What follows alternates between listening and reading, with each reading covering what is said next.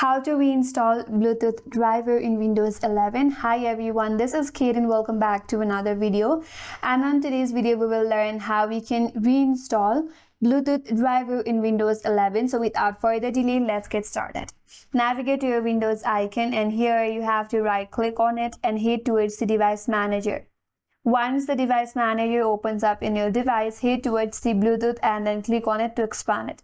Here you have your Bluetooth driver. First of all, uninstall this, so right click on it. Here you have uninstall device option, click on it. After you click on it, this Intel wireless Bluetooth will be removed from this section.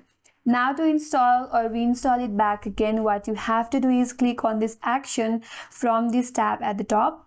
Another action you have to click on scan for hardware changes, and after you do that, automatically the Bluetooth driver will be reinstalled here. So if you click on it, you will have the Intel wireless Bluetooth driver after you scan for the hardware changes through the action button.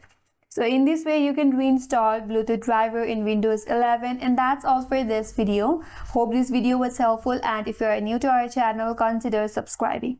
Thanks for watching and stay tuned for more videos.